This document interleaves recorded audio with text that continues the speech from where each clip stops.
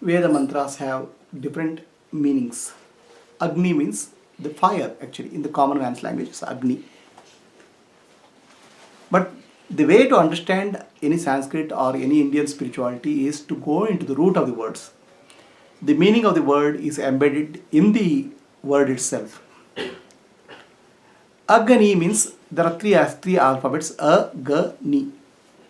A means no. G means gati, motion. Ni means niyati, one who gives. The motion, for the motionless, some motion comes into picture. That principle is called Agni. Okay? Something which is non-moving starts moving because of principle. That's called Agni.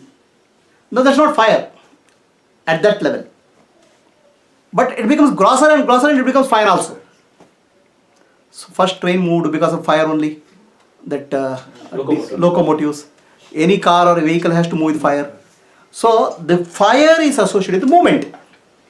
But our ancestors not looked at the derived principle, at the fundamental principle, and said from fundamental principle all the way up to this point there are so many other principles also. So they started looking at the consciousness and then came to the physical. Now, what gives motion to motionless? Please tell me. You have to overcome inertia, so that you have to. The inertia has to be overcome.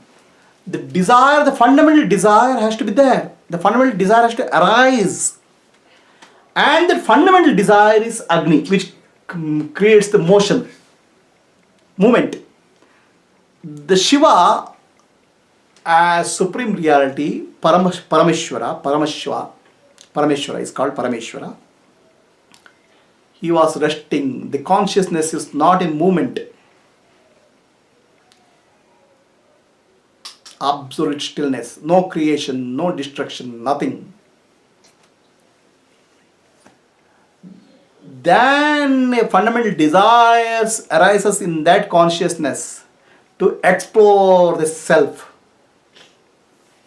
That fundamental desire becomes the Agni.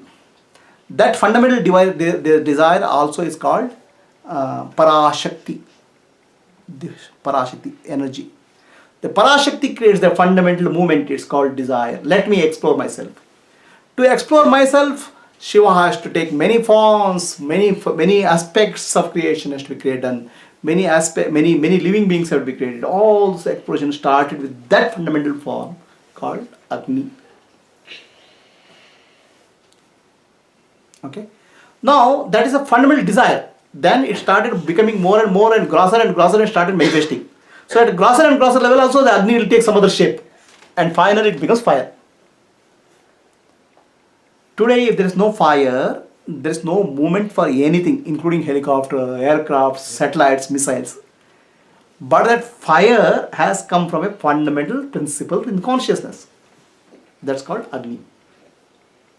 Okay. So let us look at the other way now. Now we are not coming from the Vedic language. Now we come from the normal, our language. Alright? So from our perspective, we'll say there is a world. Let us take this world. Now you ask, is world real? Is world real? For the mind it is real. So world you say is real. The reality of the world is in the world or in your concept? It's a conceptual reality. Everything starts in consciousness and then becomes a physical reality.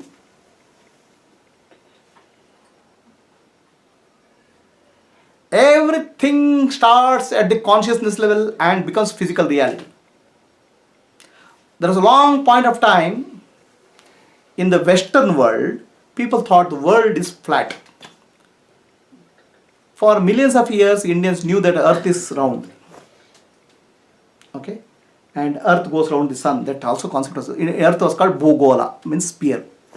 Whereas in Western world, people thought it's flat.